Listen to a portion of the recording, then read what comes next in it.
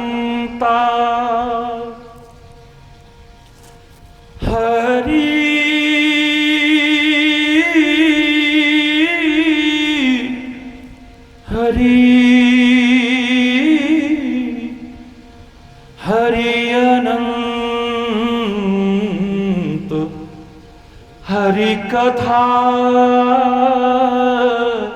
अनंता कहीं सुनही गावही सब संता। कहीं सुनही गावही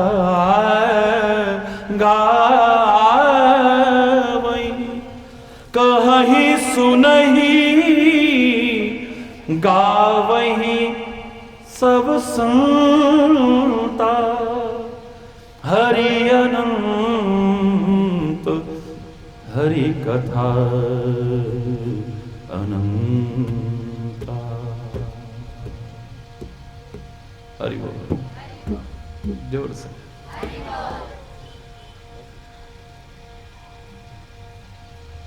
और जोर से और जोर से।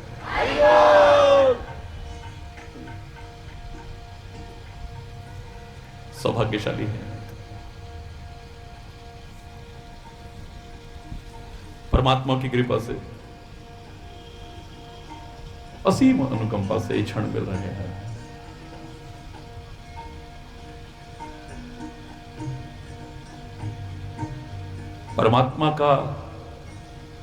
परमात्मा की लीलाओं का अंत पाना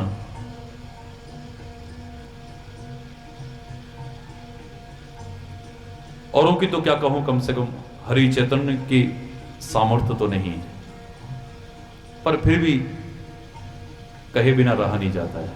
हरि बोल। मैं जानता हूं कि आकाश का कोई अंत नहीं पा सकता है।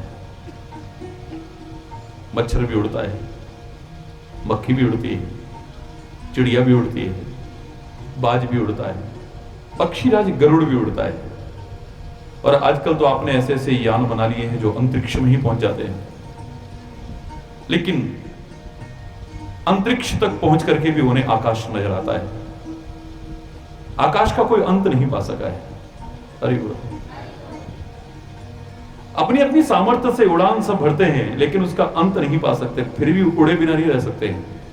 तो मैं जानता हूं कि उसका अंत, उस अनंत का अंत पाना संभव नहीं है। और फिर भी चाहे एक मच्छर जैसी उड़ान ही सही, निष्क्रिय होकर के बैठना नहीं, भरने की तो कोशिश करनी ही है। उड़ान भरे बिना तो नहीं रह पाएंगे। और उसी की कृपा से जितना समझ में आएगा उतना खुद समझते हुए आपको समझाने की कोशिश तो करूंगा। हरि बोल। अभी मैं मंच पे पहुंचा भी नहीं था और बच्चों को स्वभाव मालूम हो गया है, तो बड़े प्यार से कागज पकड़ा दिए।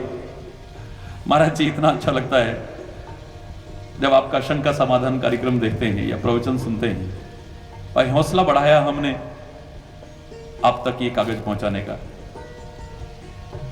अब उन्होंने भी यही पूछा है, एक नहीं कई प्रश्न आ गए यहाँ तो पहुंचने से पहले ही। हरि बोल। आपका प्यार है, मैं जरूर सम्मिलित करूंगा इन्हें, अवश्य सम्मिलित करूंगा। उस परमात्मा को इस धरा पर अवतार लेकर के आने की क्या आवश्यकता है महाराज जी। और आज जो स्थिति सामने है तो ऐसे में क्यों नहीं आ रहा है? हरि बोल।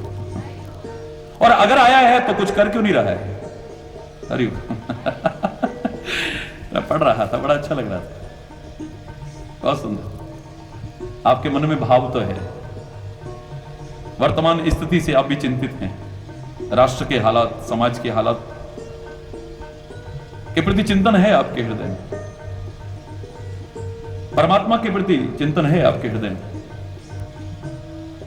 हरि बोल, हरि बोल। अब आप कहें कि क्यों आता है वो, प्रवचन अपना प्रारंभ करने से पहले एक एक पंक्ति में क्यों ना बता दूं।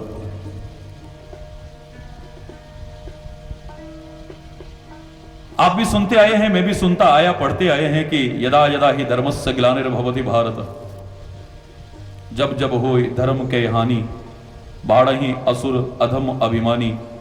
हरि बोल। अभी आप भी सुनते आए हैं, मैं भी सुनता आया हूं, आप भी पढ़ते आए हैं, मैं भी पढ़ता आया हूं, आप भी सुनाते आए हैं, मैं भी सुनाता आया हूं।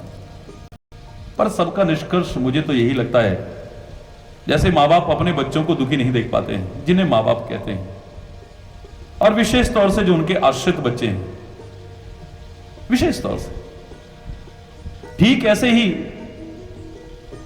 वो परम पिता परमात्मा भी, जो हमारी माँ है, हमारा पिता है, हमारा भाई है, हमारा सखा है, हमारा सर्वस्व है, वो जब जब हमें कष्टों में देखता है, विपत्तियों में देखता है, दुखों में देखता है, उसका हृदय भी द्रवित हो जाता है। होगा वो निराकार, लेकिन साकार बन करके हमारे बीच आ जाता है। कोई बहुत बड़ी बात नहीं। किसी ने कहा कि लोगों की रक्षा करने के लिए, अपने भक्तों की, संतों की रक्षा करने के लिए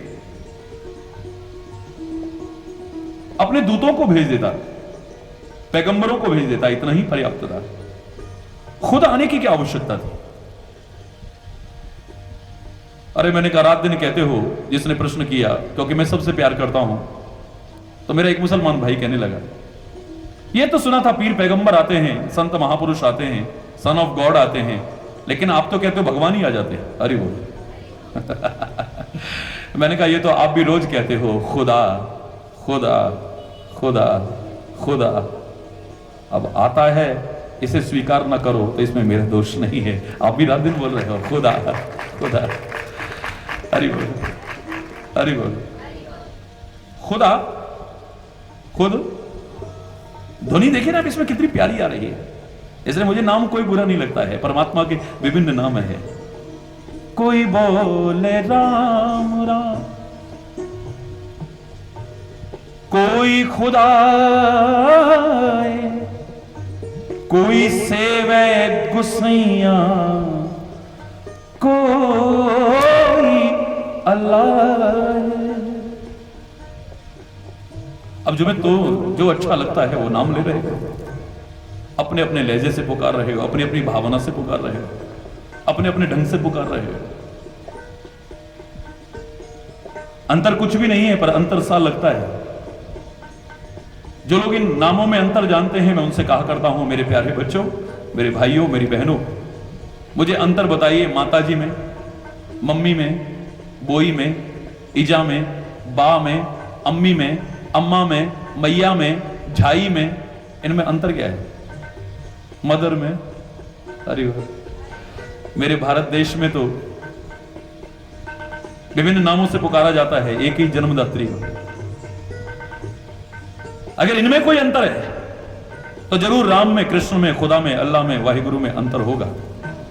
और अगर आपको लगता है कि ये नाम अलग अलग हो सकते हैं, बोलने का ढंग अलग हो सकता है, भाषा अलग हो सकती है, लहजा अलग हो सकता है, लेकिन सबके सब जन्म देने वाली मां को पुकार रहे हैं, तो वहां भी वही एक सत्ता है, जिस एक नूर तो सब जग उपजा, कौन पले को मंदे। वो नूर कोई जुदा जुदा नहीं है, अपने अपने लहजे में, अपनी अपनी भाषा में, अपने अपने ढंग से उस एक परमात्मा को ही सब पुकार रहे हैं। अंतर सा लग रहा है, पर अंतर है नहीं कहीं।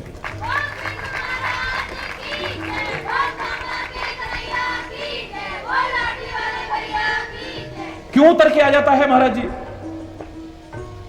तो मैंने कहा, भक्त कहते हैं तो खुद आना, पुकारते हैं उसे, बुलाते हैं उसे। और प्यार में वो शक्ति है कि सारी सृष्टि जिसके वश में है, इस प्यार के कारण वो परमात्मा भी आपके वश में हो जाता है।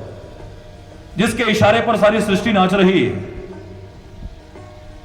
जो मदारी की तरह सबको नचा रहा है, कठपुतली की तरह उसके इशारे पर सारे नाच रहे हैं। उमा दारू जोशित की नाई, सब ही नचावत राम गुसाई।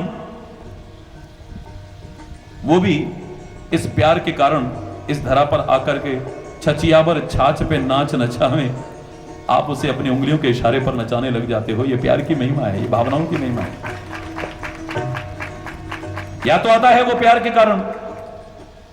तुलसीदास तो एक ही कारण नहीं कहता है, उसने तो इतना कहा कि राम जन्म के हेतु अनेका, परम विचित्र एकते एका। अरे बोल, कि परमात्मा की इस धरा पर आने के अनेक कारण है। अब एक कारण हो तो बताऊं ना मैं, लेकिन मुझे जो वर्तमान परिप्रेक्ष्य में नजर आ रहा है वो यही आ रहा है कि जब जब उसने अपने भक्तों को दुखी देखा है, पीड़ित देखा है, और भक्तों ने हृदय से पुकारा है, तो वो नंगे पांव चल करके आया है, आता रहा है, आ रहा है, और आगे भी आएगा। वो रुक नहीं पाएगा, दावे से कह रहा है। और कोई कहे कि परमात्मा खुद उतर के आए, अरे वो तो किसी दूत को भेज सकता था इतने से काम के लिए, अपने भक्तों की रक्षा करने के लिए, अपने संतों की रक्षा करने के लिए, संसार के लोगों की रक्षा करने के लिए। फिर वो सर्वत्र व्याप्त है अदृश्य रूप में, वैसे भी तो रक्षा कर सकता था। अरे बोल, ये आने की क्या आवश्यकता थी? अवतार लेकर के इस धरा पर आने की क्या आवश्यकता थी? गले उतरती नहीं बात, कुछ लोग कह देते हैं, जैसा कि इसमें भी लिखा हुआ है। अरे बोल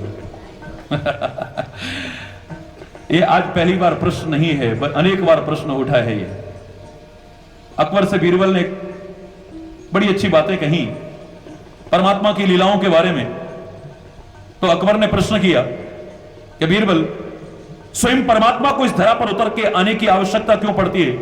एक आप लोग ही ऐसा कहते हो, बाकी सब कहते हैं कि भगवान नहीं आते, सन ऑफ गॉड आते हैं, पीर पैगंबर आते हैं, पर एक तुम तो कहते हो भगवान ही उतर के आ जाते हैं। हरि बोल, हरि बोल, हरि बोल। वैसे मुझे अंतर नजर नहीं आया कहीं भी। जब मैंने सबको पढ़ा, सबको जानने की कोशिश करी, तो मुझे अंतर नजर नहीं आया है। किसी ने नहीं कहा कि परमात्मा अलग अलग होता है, अल्लाह अलग अलग होता है, खुदा अलग अलग होता है, एक ही है सारी सृष्टि का नियंत्रण। अब नाम अलग अलग हो सकते हैं। हमने कह दिया मदन मोहन, जिसमें मद न हो और मोह, उन्होंने कह दिया मोहम्मद। हरि बोल, मोह न मद। आप ध्वनि देखिए, हरि बोल। है कोई फर्क?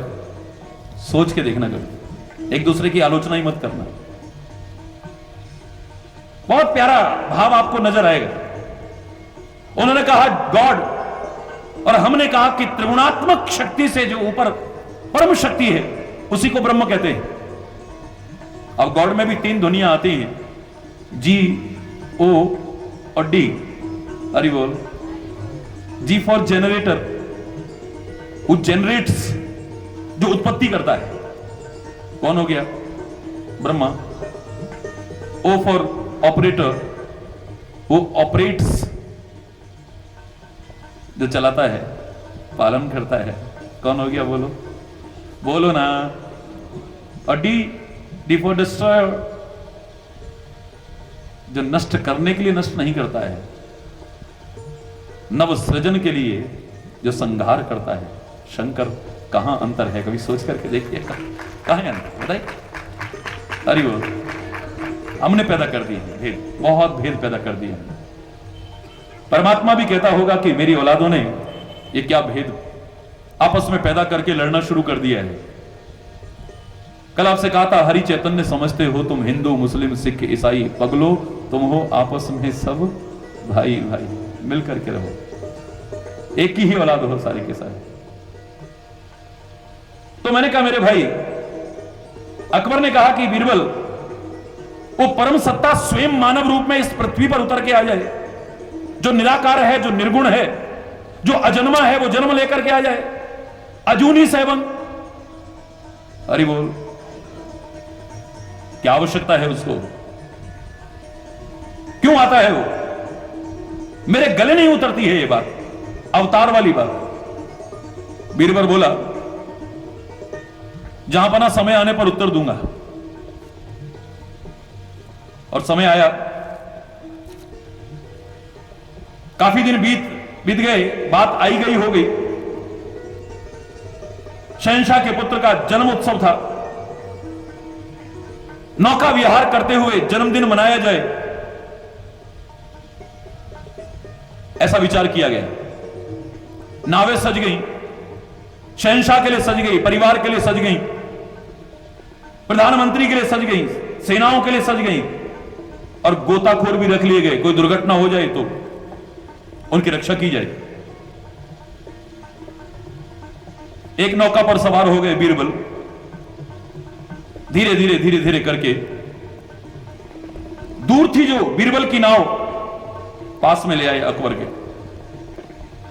शहंशाह लाड़ले से खेल रहा था, अपने जिगर के टुकड़े से। बीरबल कहने लगा, जहांपना, आपके जिगर के टुकड़े से थोड़ी देर मैं खेल सकता हूं? हरि बोल। हाँ हाँ, क्यों नहीं, पकड़ा दिए। इशारा किया नाविक को, बीरबल नाव को दूर ले गया। अकबर का ध्यान वहीं लगा हुआ है और थोड़ी देर जब देखा कि काफी दूर पहुंच रहे हैं, अकबर अभी आवाज देने लगा था कि वापस लाओ। इतने में ही उसने क्या देखा कि मेरे बच्चे को नदी में फेंक दिया। बीरबल ने नदी में फेंक दिया। अकबर ने आप देखा ना ताव कूद पड़ा, अंदर ही अंदर तैरता हुआ गया और जहां पर उस बच्चे को गिराया था, गोता लिया, अंदर से उस बच्चे को निकाला, किनारे पर पहुंचा। बाहर निकल करके अभी कुछ कहने लगा था कि देखा ये तो हम शक्ल पुतला है मेरे उस बच्चे का। क्रोध आ गया, किसने बेहुदा हरकत की है, किसकी मौत सामने आई है, किसने जुर्रत की है। बीरबल हाथ जोड़ के सामने आया, जहां पर मैंने की। बीरबल तुम्हारी इतनी हिम्मत, अपराध क्षमा हो, आपने ही कहा था मुझे उत्तर दीजिए कि वो परमात्मा इतने दूतों के होते हुए स्वयं इस धरा पर उतर करके क्यों आता है, मेरे गले बात नहीं उतरती। और मैंने आपसे कहा था समय आने पर उत्तर दूंगा, आज वो समय आया है। उस बात का इससे क्या ताल्लुक है? बीरबल समझ में नहीं आई बात। बोले जहां पना मैं आपसे पूछना चाहता हूं, आपके पास सेनापति है, आपके पास इतनी बड़ी सेना है, इतने बड़े गोताखोर हैं, तुम्हारा बच्चा नीचे डूबा है, आपने उसको बचाने के लिए आदेश न देकर के खुद क्यों कूदे आप? बोले इतनी देर में जब तक मैं उनको आदेश देता, मेरे बच्चे को कुछ हो जाता तो? संसार का तुच्छ पिता अपनी औलाद की ये दशा देखे तो इतने सैनिकों के, इतने सहायकों के होते खुद कूद पड़े। वो जगत पिता तो इतना प्यार रखता है, वो अपनी औलादों को अगर कष्ट में देखे कूद पड़े तो कौन सी बड़ी बात होगी।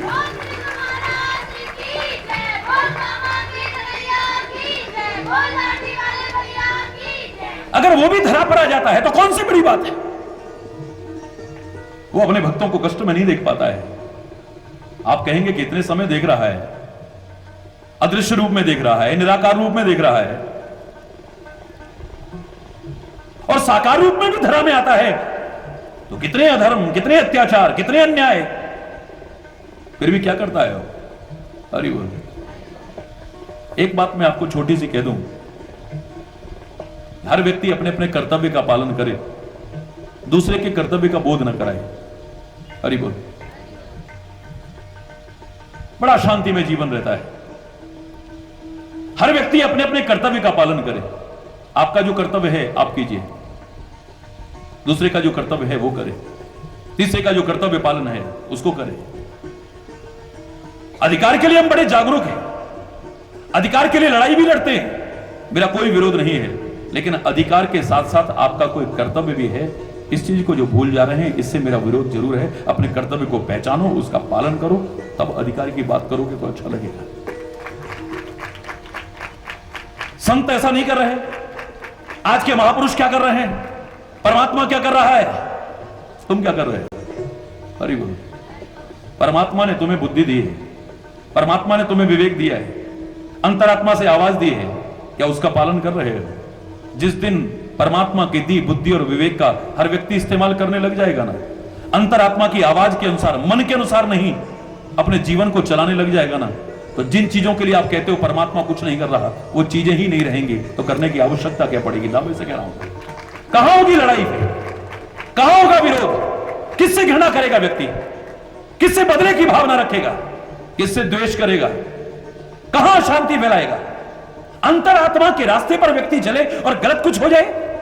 हर व्यक्ति अपनी अंतरात्मा की आवाज का पालन करे, उसके बताए अनुसार अगर जीवन जीता है, परमात्मा की दी बुद्धि और विवेक का इस्तेमाल करता है, मैं दावे से कह रहा हूं, जिन परिस्थितियों को देख करके आपको कहने को मजबूर होना पड़ रहा है कि ऐ परमात्मा कुछ करो, वो परिस्थितियां ही नहीं रहेंगी। न रहेगा बांस, न बजेगी बांसुरी। परमात्मा को बांसुरी बजाने के लिए भी आवश्यकता नहीं पड़ेगी, चक्र चलाने के लिए भी आवश्यकता नहीं पड़ेगी, परमात्मा को धनुष्मान भी धारण करने की आवश्यकता नहीं पड़ेगी। शांति होगी चारों।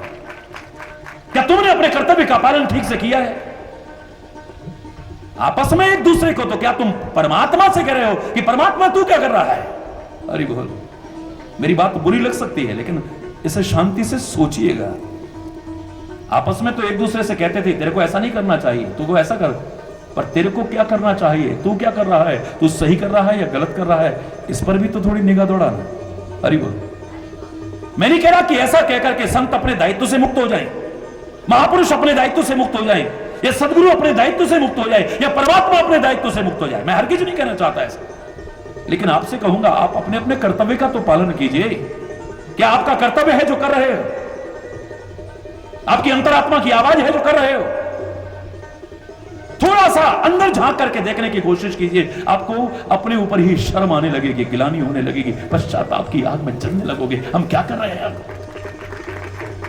किसी के अंदर से आवाज नहीं आएगी कि झूठ बोलना चाहिए, फिर भी हम झूठ बोल रहे हैं। मैं नहीं कह रहा आप सब ऐसा करते हैं, हरि बोल। ये मत सोचिए हम सबको कह रहे हैं, जो ऐसा कर रहे हैं वो जरूर आत्म मंथन कीजिए, हरि बोल। अंदर से कभी आवाज नहीं आएगी कि झूठ बोलो, पर बोलते हैं। अंदर से कभी आवाज नहीं आएगी किसी का दिल दुखाओ, पर बोलो ना। अंदर से कभी आवाज नहीं आएगी कि गुस्सा करो, फिर भी। अंदर से कभी आवाज नहीं आएगी कि अशांति करो, क्योंकि उसके बाद आपको खुद बुरा लगता है। कला कलेश करो, कभी आवाज नहीं आएगी आपकी। आपकी बुद्धि, आपका विवेक कभी आपको ऐसा करने के लिए मान्यता नहीं देगा, पर फिर भी आप कर रहे हैं। दूसरे का हक छीनने के लिए आपकी अंतरात्मा कभी आपको गवाही नहीं देगी, लेकिन फिर भी कर रहे हैं। किसी के घर में फूट डालने की कोशिश करो, आपकी अंतरात्मा कभी नहीं कहेगी, पर फिर भी कर रहे हैं। हरि बोल, हरि बोल। काश हमने तो पहले अपने कर्तव्य का पालन किया होता। जिस रास्ते पर उस अंदर बैठा हुआ आत्मा के रूप में बैठा हुआ हमें चलाने की कोशिश कर रहा है, उस पर चलने की कोशिश की होती।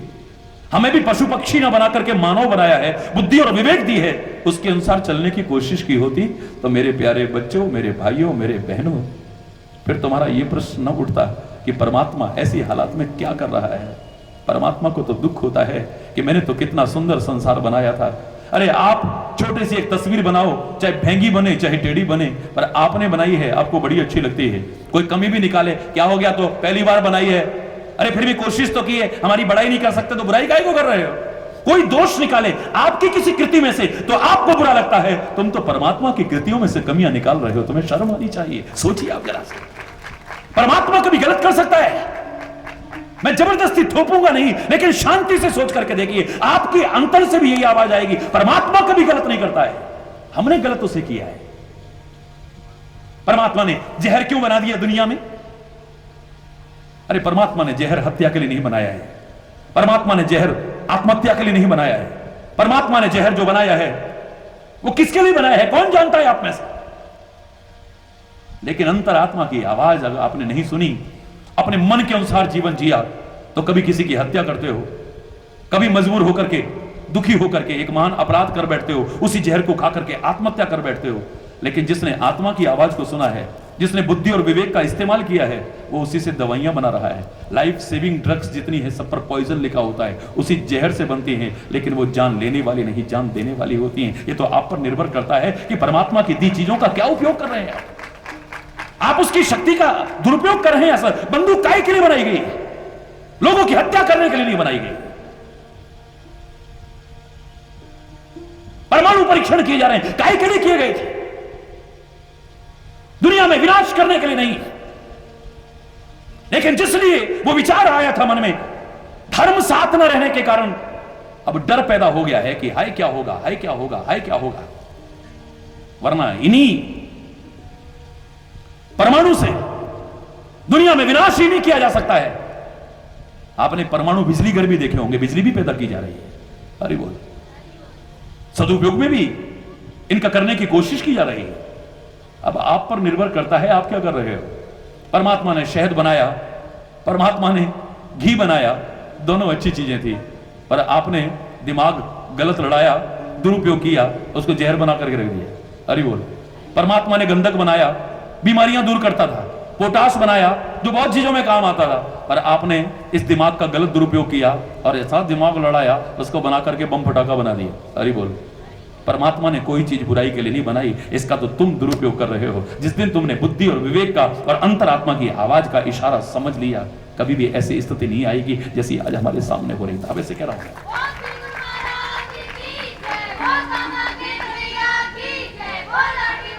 और जब ऐसी स्थिति ही नहीं होगी तो आपको ये कहने को मजबूर नहीं होना पड़ेगा कि क्या कर रहा है भगवान, वहां पर बैठा बैठा क्या देख रहा है वो। अरे वहां कहां बैठा है वो, वहां भी है यहां भी है, कहां नहीं है वो, कौन सी जगह नहीं है बताइए ना। वहां बैठा बैठा क्या देख रहा है। हम लोग कितने दुखी हैं, कैसे संकट के बादल मंडरा रहे हैं, किसकी वजह से, भगवान ने मंड रहे हैं। हरि बोल हरि बोल हरि बोल। लाखों की संख्या तक लोग आएंगे जाएंगे, हरि बोल। पर अब आपको मौका मिला है तो जरा जोर से बोलो ना, और जोर से बोलो। ये परमात्मा ने नहीं किया है। परमात्मा ने जबान आपको इसलिए नहीं दी थी कि आप इससे कड़वा बोले। परमात्मा ने जबान इसलिए नहीं दी थी कि आप जहर उगले। परमात्मा ने जबान इसलिए नहीं दी थी कि इससे कठोर वाणी बोले आप।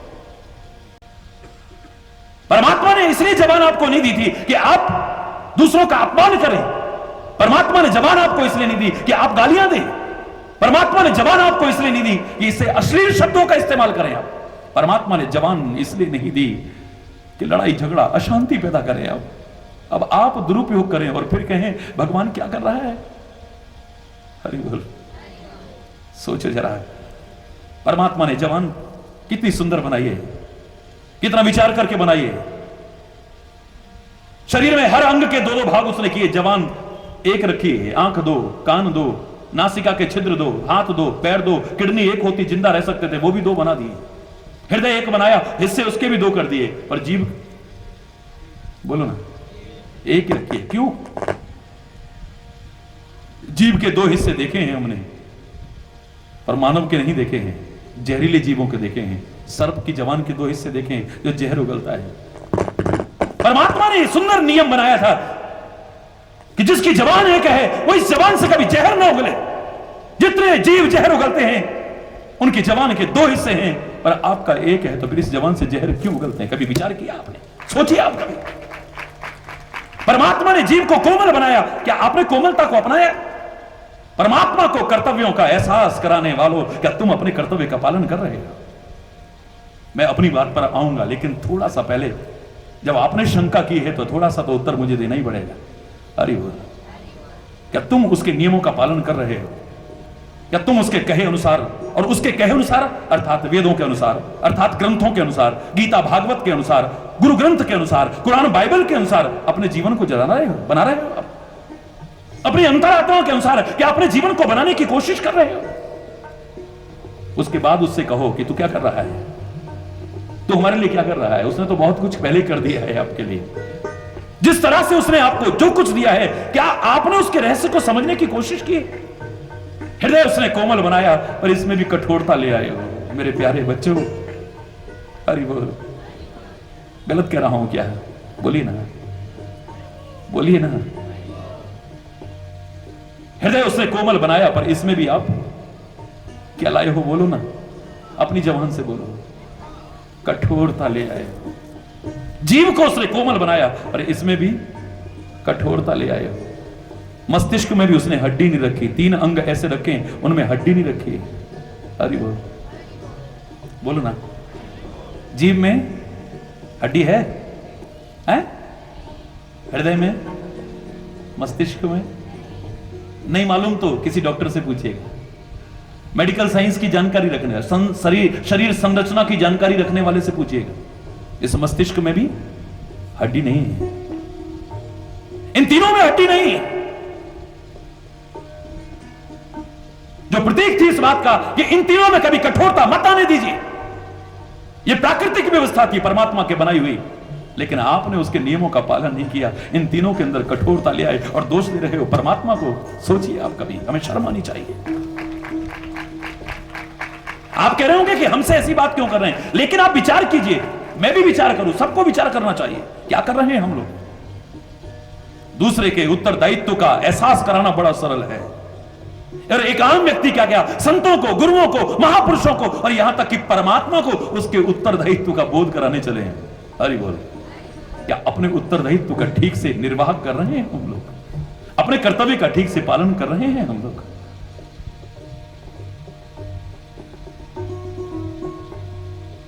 उसने पैर हमारे चाहे जमीन पर रखे होंगे, पक्षियों की तरह हमारे पैर ऊपर नहीं रखे, इसी धरा पर हमारे पैरों को रखा है।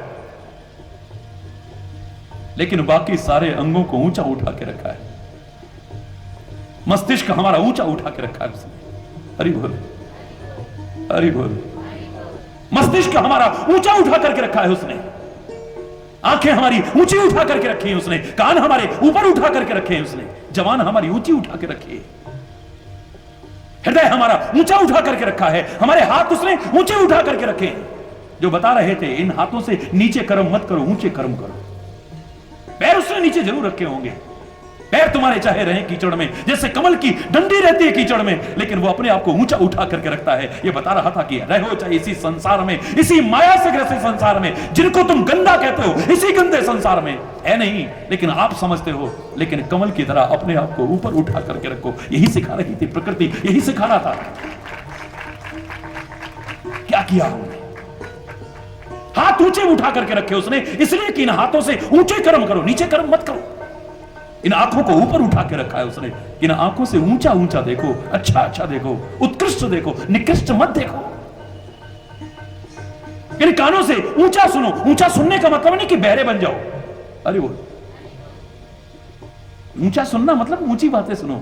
और ऊंची बातें कहां सुनोगे? जब ऊंचों की संगत में, नीचों की संगत में नहीं बैठोगे, तभी आपको ऊंची बातें सुनने को मिलेगी। निकृष्ट लोगों की संगति नहीं करोगे, दुर्जनों की संगति नहीं करोगे, सज्जनों की संगति जब करोगे।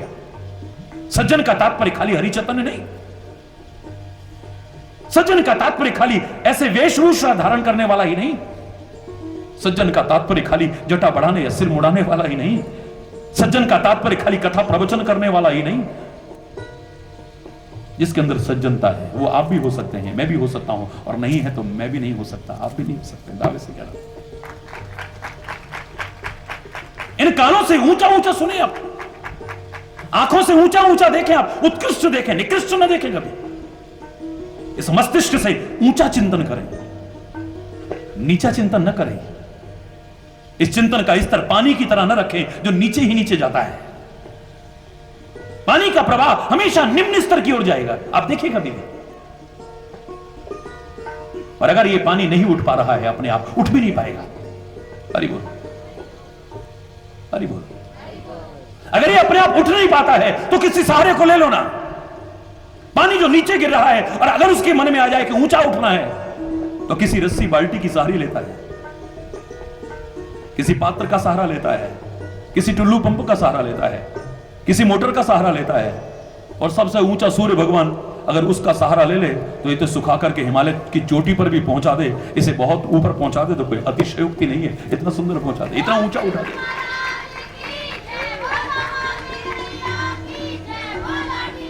हिमालय की तरह जिनका ऊंचा व्यक्तित्व है, ऐसे लोगों की शरण लो ना, निकृष्टों की शरण क्यों लेते हो? अगर तुम्हारा चिंतन जलवत बना हुआ है, नीचे की ओर ही जा रहा है, इसे ऊंचा उठाओ। अगर तुम प्रकृति के नियमों का पालन कर रहे हो, प्राकृतिक व्यवस्था का पालन कर रहे हो, प्रकृति की व्यवस्था है, आप मुस्कुराते हुए हमेशा रह सकते हो अगर कोशिश करो तो। हरि बोल। गुस्से में हमेशा नहीं रह सकते, चैलेंज है मेरे। हरि बोल। झुंझलाते हुए हमेशा नहीं रह सकते, कभी ना कभी हंसी आ जाती है। अरे मैं आपसे कह रहा हूं 24 घंटे जरा गुस्से में तमतमा के दिखाइए आप। सारा जीवन की तो बात छोड़िए, 24 घंटे एक क्षण भी बीच में ऐसा ना आए जब आप तमतमाते हुए बड़बड़ाते ना रहे। बोलो ना, कर सकते हो? नहीं कर पाओगे, चैलेंज है मेरा। करना भी मत करो, भगवान करे। लेकिन आप मुस्कुराते हुए रह सकते हैं, खाली हरि चैतन्य नहीं। आप भी कोशिश करें, हालांकि इतना सरल नहीं है पर असंभव भी नहीं है। इट्स नॉट इम्पॉसिबल, असंभव तो नहीं है। आप कोशिश करें, और कोशिश करने वाले जब कोशिश करते हैं तो मैंने भी सुना है, आपने भी, हिम्मत मर्दा मदद खुदा, God helps those who help. जो खुद कोशिश करते हैं, परमात्मा भी उसकी मदद करता है, और परमात्मा जिसकी मदद करे उसे सफलता ना मिले, कैसे हो सकता है? करके देखिए ना। आए क्यों नहीं बेटा? आपने बुलाया ही नहीं होगा महाराज जी। अरे वो तूने चलने की कोशिश की थी क्या? तूने चलने की कोशिश की थी? ये सारे काम, हाँ कोई अति बात हो जाए भाई, ऐसी दुविधा आ गई, कोई परेशानी आ गई, कोई रुकावट ऐसी आ गई तो बात अलग है, पर तूने प्रयास किया था चलने की, तो थोड़ा सा प्रयास करता, बाकी तो मदद महाराज जी भी करते, और महाराज जी के महाराज जी भी अर्थात परमात्मा भी करते, तो यहां तक पहुंच जाता। मैं दावे से कह रहा हूं, और यहां तक तो क्या सबसे ऊंचे स्तर पर पहुंच जाता। कौन सी बड़ी बात है, अरे वो, लेकिन कोशिश तो की नहीं तूने। प्राकृतिक व्यवस्था का पालन कीजिए ना आप, प्रकृति के नियमों का पालन कीजिए ना आप, अपनी बुद्धि और विवेक के अनुसार चलने की कोशिश कीजिए ना आप, अंतरात्मा की आवाज को सुनने का और उसके अनुसार अपने जीवन को ढालने की कोशिश कीजिए ना आप। एक बार कीजिए, ऐसी नौबतें ही नहीं आएंगी जिनके लिए आप कह रहे हो ए परमात्मा देखो दुनिया की क्या हालत, देख तेरे इंसान की हालत क्या हो गई भगवान, कितना क्यों बदल गया है? क्योंकि बुद्धि का इस्तेमाल नहीं कर रहा है, सद्बुद्धि नहीं अपना रहा है, विवेक का इस्तेमाल नहीं कर रहा है, अंतरात्मा के कहे अनुसार जीवन बनाने की कोशिश नहीं कर रहा है। अगर बना ले तो इससे दुर्गति होगी नहीं, और दुर्गति नहीं होगी तो परमात्मा से कहना नहीं पड़ेगा परमात्मा तो इन लोगों को सुधारने के लिए क्या कर रहा है। हर व्यक्ति अपने कर्तव्य का पालन करे ना ठीक से, दूसरे के कर्तव्य का एहसास ना कराए। खैर ये तो आपके प्रश्न का छोटा सा इशारा है, और बाकी इतना समय हो गया, भगवान जी क्या कर रहे हैं? अरे भगवान जी ज्यादा जानते हैं कि कब करना है, क्या करना है, कैसे करना है। अरे बोल, जिनको आप इतना सम्मान देते हो, जिनको अपने सिर माथे पर रखते हो, जिनको अपने हृदय में धारण करते हो, जिनसे इतना प्यार करते हो, जिनके मार्गदर्शन पर चलने की कोशिश कर रहे हो, जिन्हें आप सबसे ऊपर मानते हो, हर चीज में सबसे ऊंचा, तो उसे सिखाने की कोशिश मत करो। वो ज्यादा जानता है कब करना है, क्या करना है, क्यों करना है, कैसे करना है, कहां करना है। मैंने एक छोटी सी बात देखी, कई रामायणों में इशारा मिलता है इसका। अरे बोल, गुरु वशिष्ठ कहने लगे एक बार श्री राम से, श्री राम 14 वर्ष के हो गए थे मानव रूप में। राम आप 14 वर्ष के हो गए हैं। जी गुरुदेव आपकी कृपा से। अरे बोल, अरे बोल, अरे बोल। बोले वैसे तो मैं पहचानता हूं कि तुम कौन हो, निराकार रूप में सृष्टि के कण कण में व्याप्त तुम ही हो हे राम, क्योंकि मेरे से कहा गया था कि तुम अयोध्या के कुल पुरोहित बन जाओ, और पुरोहित कर्म तो सबसे निकृष्ट होता है। पर मैंने इसलिए स्वीकार किया था क्योंकि बाद में यह कहा गया था कि माना कि पुरोहित कर्म बहुत निकृष्ट है, मंदा है ये, पर जिस कुल के तुम पुरोहित बनने वाले हो वहां पर तो परमात्मा अवतार लेकर के आएंगे। मैं तब स्वीकार किया था, वरना मैं पुरोहित बनना कभी स्वीकार ना करता। मैं जानता हूं तुम कौन हो, निराकार रूप से तुम इस सृष्टि के कण-कण में व्याप्त हो। कितना पृथ्वी ने पुकारा होगा, कितना देवताओं ने पुकारा होगा, कितना पीड़ित लोगों ने पुकारा होगा, संतों ऋषि मुनियों ने पुकारा होगा, तब तुम अवतार लेकर के आए हो। हरि बोल। और अब अवतार लेकर के आए हो तो 14 वर्ष के हो गए हो। हरि बोल। और वैसे तो तुम सर्वशक्ति संपन्न हो, सारी सृष्टि के मालिक हो, तुम सर्वशक्तिमान हो, लेकिन मानव रूप में अगर तुम कहते हो मैं मर्यादा पुरुषोत्तम हूं, मर्यादा का पालन कर रहे हो, तो फिर भी तुम्हें खाली शास्त्र में नहीं शस्त्र में भी तुम्हें पारंगत कर चुका हूं गुरु के नाते मैं। अरे बोल। दुनिया का कोई ऐसा नहीं जिसका मुकाबला तुम या लक्ष्मण न कर सके, शत्रुघ्न न कर सके, भरत न कर सके। क्या कर रहे हो? ऋषि मुनियों को सताया जा रहा है, पृथ्वी को सताया जा रहा है, देवताओं को सताया जा रहा है, गौओं को सताया जा रहा है, ब्राह्मणों को सताया जा रहा है, निर्बलों को सताया जा रहा है। और इस दुनिया में तुम अपनी आंखों से देख रहे, संतों का दिल रो रहा है, महापुरुषों का दिल रो रहा है, मानवता रखने वाला हर व्यक्ति पीड़ित है, उसका हृदय पीड़ित है। और उसी समय नहीं, आज देखिए गुजरात में अगर कोई जला तो क्या हमारा दिल नहीं जला है? हमारा दिल भी जला है, हमारे हृदय में भी पीड़ा हुई है। वहां खाली वहां पर लोग नहीं जले, हमारा हृदय अंदर से रो पड़ा था, रो रहा है। और भगवान करे ऐसी दुर्घटना फिर कभी ना हो, वरना हर मानवता रखने वाले का दिल रोता है जब जब ऐसी घटना देखता है। अरे भक्तों का दिल दुखी है उन लोगों पर अत्याचार देख करके, संत लोग दुखी हैं उन लोगों पर अत्याचार देख करके, उनका हृदय रो पड़ता है। ऋषि मुनि पीड़ित हैं, पर तू परमात्मा होकर के इस धरा पर आकर के भी क्या कर रहा है तू? अरे बोल। ये मैं नहीं कह रहा हूं, इतिहास कह रहा है। आपके प्रश्न का उत्तर दे रहा हूं। आपने बड़े प्यार से मेरे पास भेजे हैं, बहुत सारी पर्चियां भेजी। हरी बोल। ये छोटी छोटी बड़ी बड़ी, हरी बोल। बाकी आप जो बड़ाई कर रहे हैं वो मैं नहीं पढ़ रहा, बहुत कुछ लिखा है, हम आपको रोज सुनते हैं, ऐसा है, ये है, वो है।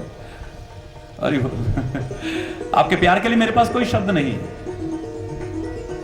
परमात्मा श्री राम कहने लगे, आज्ञा गुरुदेव, आपकी कृपा चाहिए, आप जैसा कहेंगे वैसा ही करूंगा।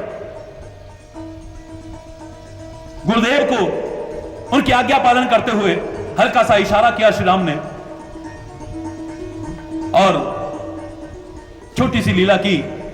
अभी 15वां वर्ष में आए थे, विश्वामित्र मुनि लेने आ गए और आकर के जब उन्हें लेकर के चले, क्योंकि विश्वामित्र ये बता रहा है कि संत क्या मांगता है आपसे, महापुरुष क्या मांगता है आपसे। विश्वामित्र मुनि आए, स्वागत किया गया। चक्रवर्ती सम्राट राजा दशरथ सिंहासन से उतर के उन्हें बिठा करके चरणों में बैठे। इतना ऊंचा स्थान है संत का, जिसकी वेद महिमा गाएं, ग्रंथ महिमा गाएं, चक्रवर्ती सम्राट तक जिनके चरणों में बैठे, देवता जिसके चरणों की धूली अपने मस्तक पर लगाए, वेद शास्त्र जिसकी महिमा को गाएं, वो संत आज अगर तुच्छ पदों की ओर भागे तो उसको भी शर्म आनी चाहिए, अपने पद की गरिमा को कम कर रहा है, याद रखिएगा। मैं संतों से भी कहूंगा, कहे बिना नहीं रहूंगा। संतों का काम मार्गदर्शन देना है समाज को, अपने काम का, अपने कर्तव्य का पालन करें, दूसरों के कर्तव्य का बोध न करें, पहले अपने कर्तव्य का ठीक से निर्वाह करें, अपने कर्तव्य को छोड़े नहीं, अपने उत्तरदायित्व को छोड़े नहीं। सिंहासन पर बिठाया विश्वामित्र को, चरणों में बैठ गए। आज्ञा, हे मुनिराज, कैसे पधारे आप? विश्वामित्र मुनि से खाली इतना मुंह से निकल गया, कुछ मांगने आया हूं। हरि बोल। सारे लोग हैरान, विश्वामित्र और मांगने आया है? संत का दर, महापुरुष का दर, गुरु का दर, परमात्मा का दर, ये तो दाता के दर है, भिखारी के नहीं है। आज अपनी कमियों से, अपने चंद स्वार्थों के कारण ये संत, गुरु और महापुरुष कहलाने वाले भी भिखारी चाहे बन गए हों, वरना इनके दर पर आकर के हमें क्या नहीं मिल सकता। एक बार सच्ची भावना से आकर के तो देखें हम किसी संत।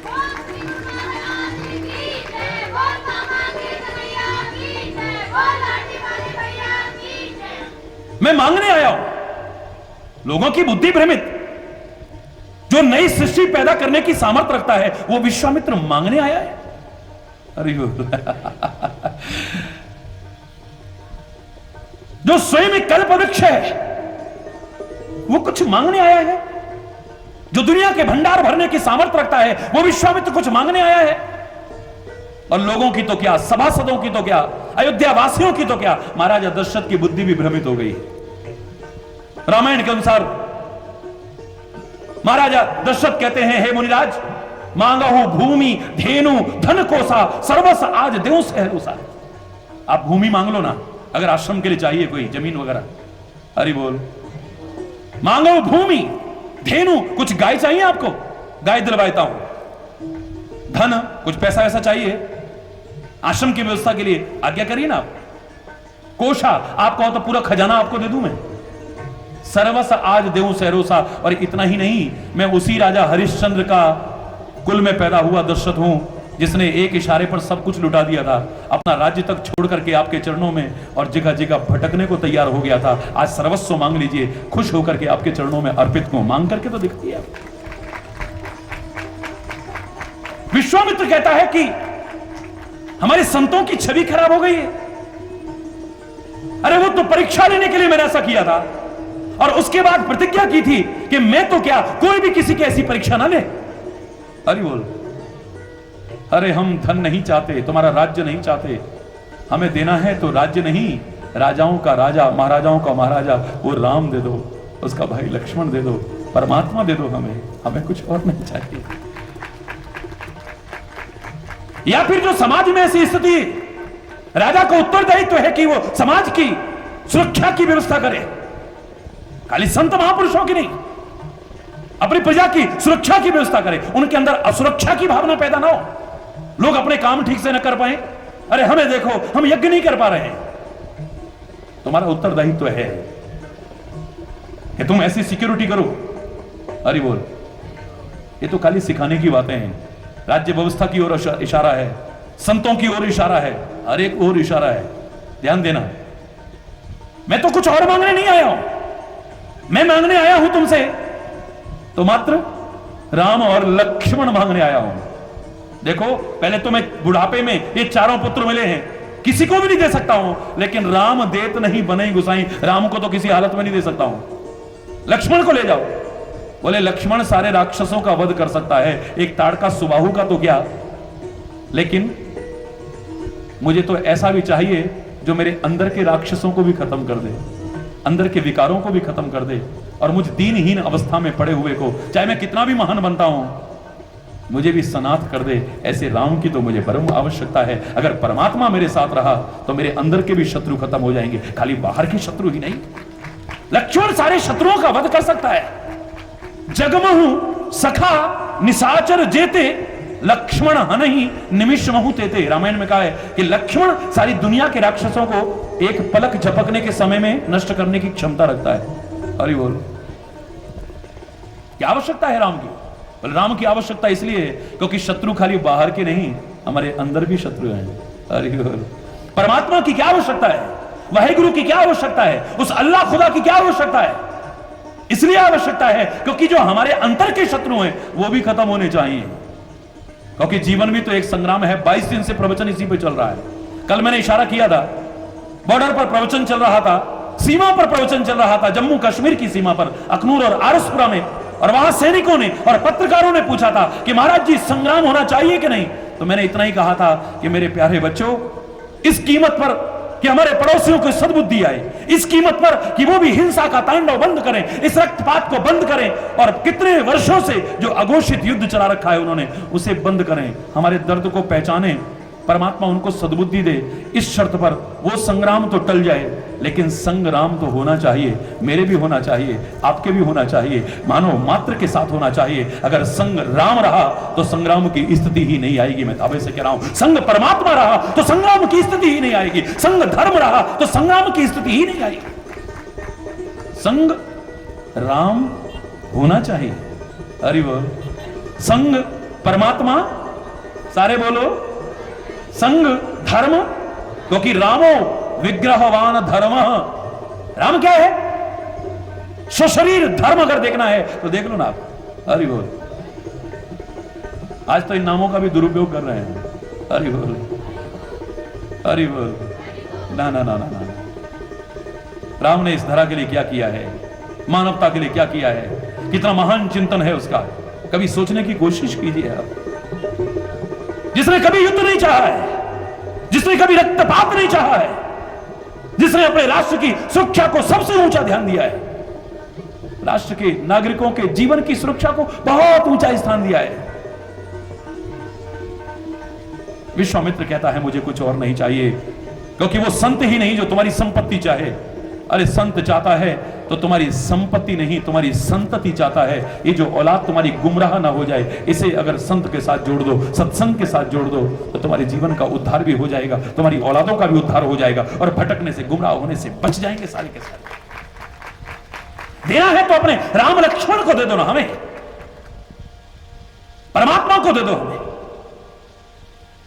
वशिष्ठ जी ने कहा था कि मानव शरीर में आए 15वां वर्ष होने वाला है, और शक्ति सामर्थ्य होते हुए राम क्या कर रहे हो? कितना अत्याचार हो रहा है, कितने ऋषि मुनि सताए जाते हैं, कितना धरा व्याकुल है, क्या कर रहे हो तुम? संतों का हृदय दुखी है, महापुरुषों का, मानवता रखने वाले का, हर एक का हृदय दुखी है, पर तुम क्या कर रहे हो? अरे बोल, इस उदाहरण को ध्यान से सुनिएगा, जरा समझने की कोशिश कीजिएगा जरा। श्री राम गुरु की आज्ञा को सिरोधार्य करके लीला खेलते हैं, विश्वामित्र आते हैं, ले जाते हैं, और क्या किया उन्होंने? बॉर्डर पर 1-2 को मारा, ताड़का को मारा, सुबाहु को मारा, मारीच को 100 योजन समुद्र के पार फेंक दिया, और क्या किया? अरे बोल, चल दिए वहां से। कुछ किया और? बस एक के दुख के राक्षस मारे, अहिल्या का उद्धार किया, जनकपुर वासियों को आनंद दिया, और अपना और सब भाइयों का विवाह किया, और आ गए अयोध्या में वापिस। अरे बोल समझने की कोशिश कीजिएगा थोड़ा। और 15 वर्ष के राम, इतिहास कहता है जब विवाह हुआ, और विवाह के बाद 12 वर्ष रहे अयोध्या में, 27 वर्ष के हो गए तब वनवास हुआ। अब ये गृहस्थियों को संयमित जीवन जीने का, भोग विहीन जीवन जीने का, जनसंख्या पर नियंत्रण रखने का कितना प्यारा संदेश है, सोचिएगा जरा। हरि बोल। 12 वर्ष विवाह के बाद अयोध्या में रहे, लेकिन राम का जीवन देख लीजिए, गृहस्थ जीवन। 27 वर्ष के श्री राम हो गए, तब उनको वनवास हुआ है। वनवास क्यों हुआ, यह मैं बता चुका हूं। उसके पीछे रहस्य क्या था, आज तक के चिंतन से, ईश्वर की कृपा से थोड़ा हट करके बताने की कोशिश की थी। और 27 वर्ष के जब राम हो गए, उससे पहले भी गुरु वशिष्ठ ने कहा, राम अब मेरा हृदय बहुत दुखी है, तुम मेरे शिष्य हो, इस मानव में, मानव देह में, परमात्मा हो तुम, वैसे तो क्या कर रहे हो तुम? 27 वर्ष इस धरा पर हो गए तुम्हें, निराकार रूप में तो सदैव थे तुम, क्या तुम्हारा हृदय दुखी नहीं होता इस अत्याचार को देख करके, इस अधर्म को देख करके, इस अन्याय को देख करके? दुर्बलों को सताया जा रहा है, निर्बलों को सताया जा रहा है, पृथ्वी पीड़ित है, हे राम क्या कर रहे हो तुम? फिर राम ने लीला खेली। 27 वर्ष के हो चुके हैं, वनवास हो गया, और वनवास होने के बाद भी क्या किया? हरि बोल, हरि बोल। अब खाली कथाएं मत सुनिए, इसके रहस्य में जाइए। 12 वर्ष तो चित्रकूट में रहे, 12 वर्ष से भी ज्यादा। हरि बोल। 12 वर्ष से अधिक कहां रहे? और चित्रकूट में क्या होता था मालूम है आपको? चित्रकूट के घाट पे भई संतन की भीड़।